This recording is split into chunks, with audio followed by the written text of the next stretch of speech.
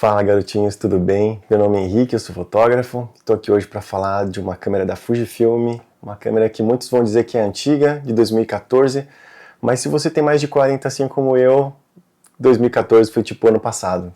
Então, na verdade, não faz tanto tempo assim. Mas para a tecnologia, quase 10 anos é muita coisa, né? A gente pode dizer que um foco automático não tão bom assim, um nível de compressão de arquivo não tão bom assim, alcance dinâmico, ISO, todas essas coisas não são tão excelentes, mas tem algumas características nela. E esse tipo de câmera da Fuji, um pouco mais antigo, esse aqui é a versão 2 do sensor, hoje está na versão 5 já, na XH2, na XT5, essa é uma versão bem anterior, né?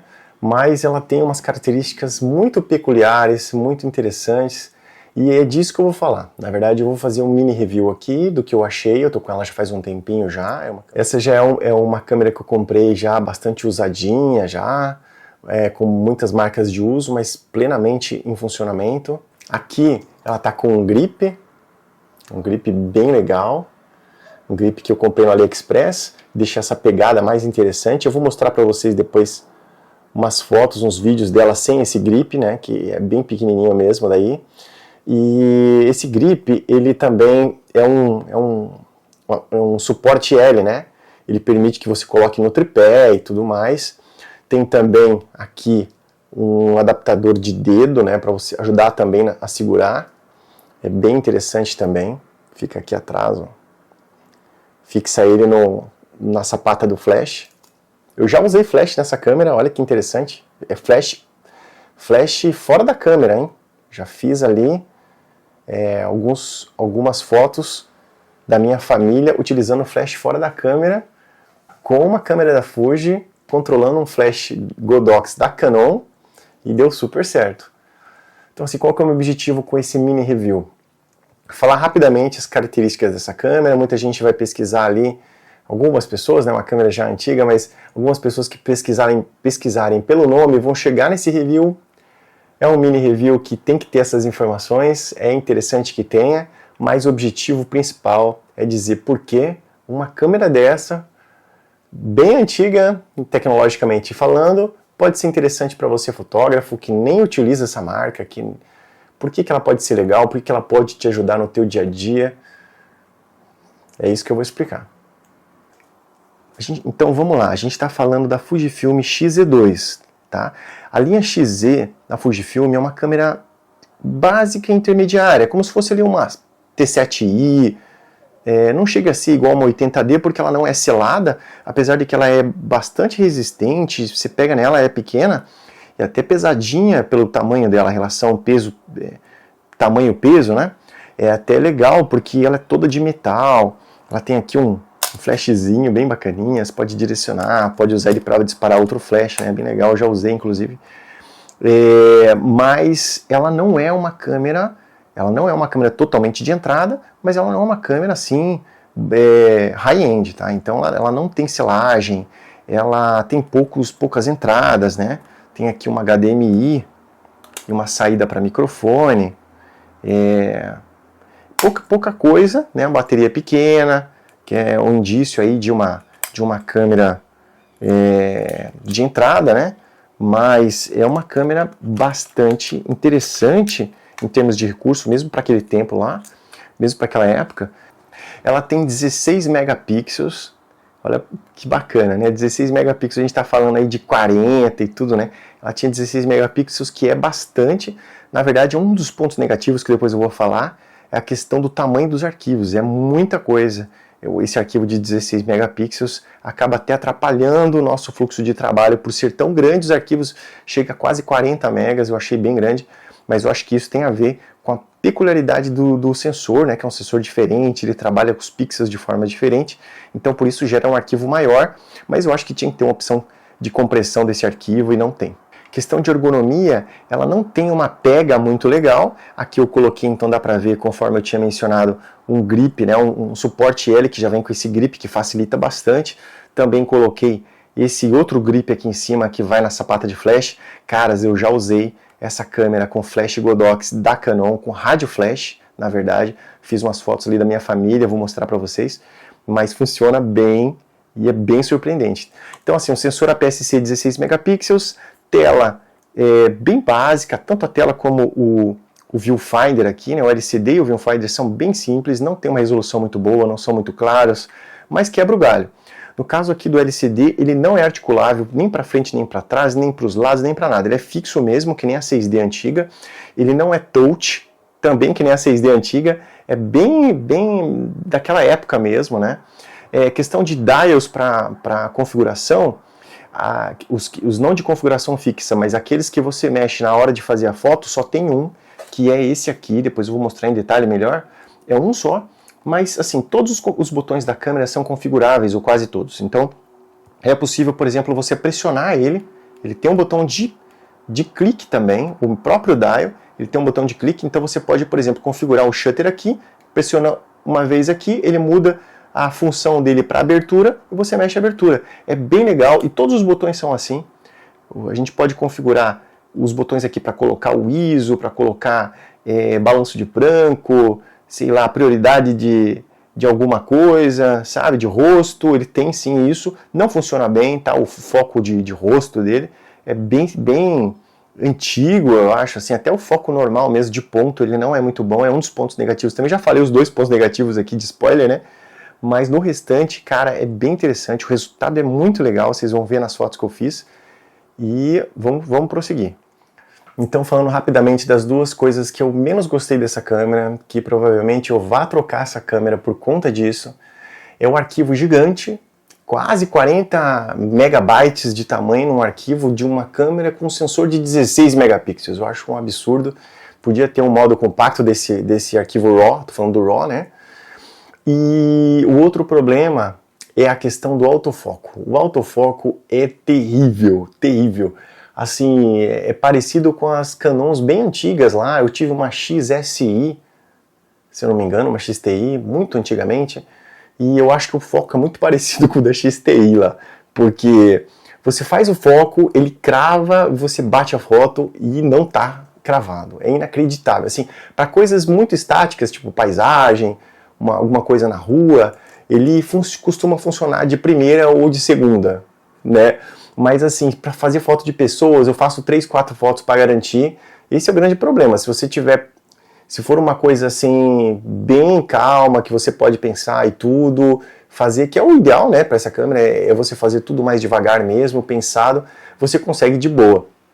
Mas eu gostei tanto dessa câmera que eu estou fazendo ensaios com ela. Eu mostrei para vocês aí um ensaio sensual que eu fiz usando ela e usando o JPEG, que é um dos pontos positivos que eu já vou falar daqui a pouco, que me faz recomendar e até o motivo de eu fazer esse vídeo para vocês. Então, possivelmente, por conta desses problemas, eu passe para o X-Trans 3, eu vou perder uma questão de cores, né? Como eu falei, eu acho que o X-Trans 2 ele é mais interessante na parte de cores, ele é mais desbotado do que o X-Trans 3, mas eu vou ganhar aí um RAW compacto, eu vou ganhar também a questão de um autofoco um pouco melhor, e eu acho que esses 2 fatores vão contar bastante. Eu estou pensando aí numa XT20, algo assim. Essa aqui eu acho que eu vou botar para vender. Então, garotinhos, para quem não é familiarizado com a Fujifilm, ela tem alguns dials diferentes e tal, específicos para shutter. Outras câmeras têm ali para ISO também, né? Essa aqui só tem o de shutter e de compensação de exposição, que você usa bastante também. Mas é diferente, é tudo diferente, os menus são diferentes, nada bicho de 7 cabeças, né? É só uma questão de reaprender, né? Ou se acostumar, e é bem fácil de usar e tudo mais. Mas por quê? Por que eu gravei esse vídeo, né? Por que eu acho interessante essa câmera para quem é fotógrafo e trabalha com outras marcas? Por que ela pode ser interessante para você? Então vamos primeiro para os fatores comuns a qualquer câmera diferente, né? Então assim, se você pega um equipamento que você não está acostumado, que você sai da sua zona de conforto, até você aprender a mexer com ele, você começa a se preocupar com outros detalhes, né? Você não vai fazer foto da forma que você fazia antes, então esse cuidado maior na hora de configurar, de observar, ele já por si só já vai te dar um panorama diferente, você vai começar a fazer foto diferente por causa desse cuidado na configuração, desse não conhecimento de tudo que você está fazendo. Mas Nesse caso específico, a gente vai um pouco além. Por quê? Porque o sensor da Fuji é um sensor diferente, é um sensor que capta, ele interpreta as cores de formas diferentes. Então, o verde, eu não sou técnico, eu não entendo muito bem, mas eu posso dizer que as imagens são diferentes. O ISO, ele gera um ruído até bem grande, mas não é um ruído feio, ele parece que é um ruído de câmera analógica, é um ruído bonito, harmonioso, é um ruído que deixa a imagem mais interessante. Então, se você gosta de ruído, ou se você coloca um grão ali artificialmente, essa câmera é um prato cheio para você.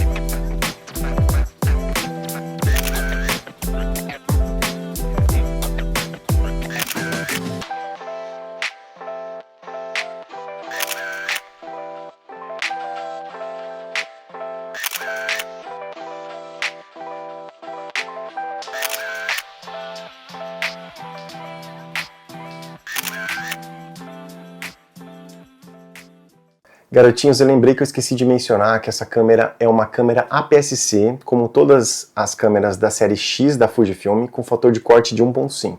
Então, essa lente aqui, que é uma lente 25mm da TT Artisan f2, ela teria mais ou menos 37, 38mm numa full frame, né? Como eu estava falando, né, as câmeras com esse sensor, elas têm uma peculiaridade, uma característica das cores serem um pouco diferentes, né, um pouco mais desbotadas, assim, por natureza mesmo. Então, se você fotografa em RAW, você coloca lá um perfil de cor Adobe Cor, por exemplo, se você usa na Canon, você vai ver que o azul é completamente diferente, o verde também, mas o azul particularmente é muito diferente. E isso torna um pouco, assim, parecido com filme mesmo, sabe? E isso é uma particularidade desse sensor X-Trans 2, eu até dei uma olhada na internet, comparativos entre os outros sensores, o X-Trans 1, esse que é o 2, o 3, o 4, e hoje está no 5 já, né, na XH2S lá. E esse é o mais legal, assim, o que deixa as cores mais interessantes, na verdade. Mas tirando isso, o que a Fujifilm tem que mais me cativou, que mais me deixou, que mais me fez ter vontade de usar essa câmera? É a questão das simulações de filme. Sim, a Fuji, ela tem, desde a primeira versão dela, ela tem um trunfo na mão, porque a Fuji é uma marca centenária de câmeras, né, uma das primeiras lá a produzir filmes fotográficos e câmeras e tal. E desde aquele tempo ela pegou essa expertise que ela tem de produção de película e passou aqui para dentro em simulações de filmes. É como se fosse presets dentro da câmera. Se você fotografa em RAW, você tem esses presets dentro do Lightroom para fazer a conversão ali e trabalhar em cima, ou se você que daí é o mais legal, que é você fotografar em JPEG. Mais legal ainda, porque você já consegue selecionar uma simulação de filme, por exemplo, o Classic Chrome, que eu adoro, é fantástico, vou passar umas imagens para vocês. Você pode selecionar o Classic Chrome e fazer um JPEG pronto. Você pode postar isso pronto. E é incrível essas imagens. Ele faz você realmente olhar as coisas de outra forma, sem aquele monte de edição. E assim, eu só viajo com essa câmera agora, eu só fotografo família com essa câmera agora, por causa das simulações de filme que tem nela. Só que não é só isso. Tô parecendo aqueles caras que estão vendendo coisa, né? Mas assim, ele tem simulações de filmes customizáveis. Você, na câmera, eu vou ver se eu consigo mostrar uma parte do menu, mas na câmera você consegue configurar balanço de brancos e também ruído, relação ruído, uma série de coisas que você pode daí usar uma simulação de filme dessa como base e modificar ela para outros filmes. Tem um aplicativo, um software, vou colocar na tela também para vocês, Fuji Weeklings, deixa eu pegar aqui, esqueci o nome, Fuji X Weekly. Fuji X Weekly. Lá você pega receitas para produzir, para configurar na tua câmera outros tipos de simulação de filmes antigos, da Fuji, da Kodak e de outras fabricantes. O que eu mais gosto é o Kodachrome. Cara, é alucinante, cara. É alucinante, é incrível. Então, assim, se você é um fotógrafo de Canon, de Sony, de Nikon, e você quer uma coisa diferente, que abra a sua criatividade, que possa ter essa condição de mudar, não sei, para mim foi e tá valendo muito, e não quero outra coisa, eu não quero outra câmera grande para viajar, para fazer foto de paisagem, da família, de rua, eu quero só essa câmera assim agora, essa câmerazinha, com essa lentezinha, eu tenho outras lentes ali também, se vocês quiserem eu posso fazer um outro vídeo explicando, mas é isso que faz a diferença. JPEG, lente manual também é uma saída interessante, e simulação de filme customizada. Então são receitas de filmes antigos que você configura na câmera e testa, e tem os atalhos que te fazem selecionar mais rápido. Isso daí é incrível, tá? Quero agradecer vocês por terem assistido esse vídeo, espero que tenha acrescentado alguma informação que você não sabia. E se puder, se inscreve no meu canal, me segue nas redes sociais, deixa um comentário aí que eu vou ter um prazer enorme de responder. É isso aí, valeu, grande abraço.